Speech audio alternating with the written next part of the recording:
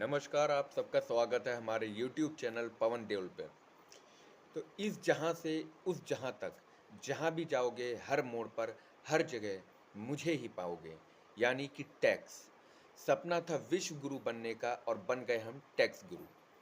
और इतना टैक्स जो भारत की आबादी सरकार के खजाने में डालती है, quality health care free of cost मिलता है? नहीं मिलता। वर्ल्ड क्लास एजुकेशन मिलती है? नहीं मिलती। क्या हमें फ्री वर्ल्ड क्लास ट्रांसपोर्टेशन मिलता है? नहीं मिलता। क्या हाई क्वालिटी रोड्स मिलती हैं? नहीं मिलती।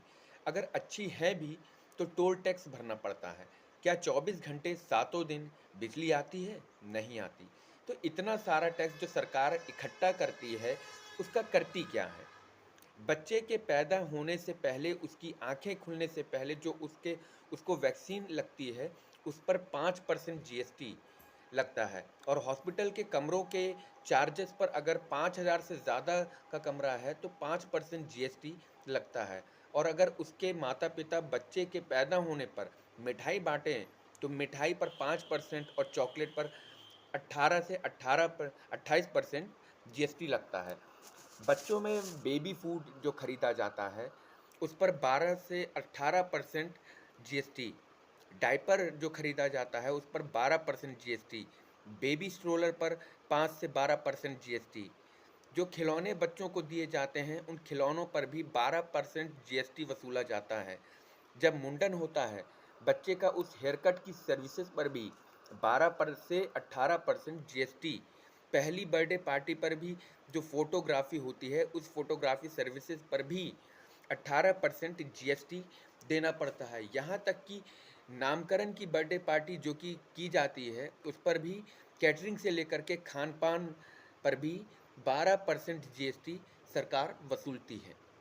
अब बच्चा स्कूल जाना शुरू करता है तो यूनिफॉर्म से लेकर जो है जूता, स्कूल बैग, लंच बॉक्स, सब पर जीएसटी लगता है। 12% जीएसटी नोटबुक पर लगता है, 18% जीएसटी स्टेशनरी आइटम पर लगता है। और उसके बाद कोई एक्स्ट्रा करिकुलर एक्टिविटी करनी हो, म्यूज़िक क्लास करनी हो या स्पोर्ट्स कोचिंग की क्लास करनी हो तो उस पर 18% जीएसटी देना पड़ता है। पहली साइकिल जो बच्चा खरीदता है उस पर भी 12% जीएसटी देना पड़ता है। यंग जवान लड़का लड़की पहला स्मार्टफोन खरीदते हैं, उस स्मार्टफोन पर जीएसटी लगता है। और अगर विदेशी हो तो इंपोर्ट ड्यूटी भी लगती है। फिर वो अपना फ़ोन रिचार्ज कराता है, उस पर जीएसटी लगता है। ब्रॉडबैंड इंटरनेट कनेक्शन अगर वो लेता है तो उस पर जीएसटी लगता है।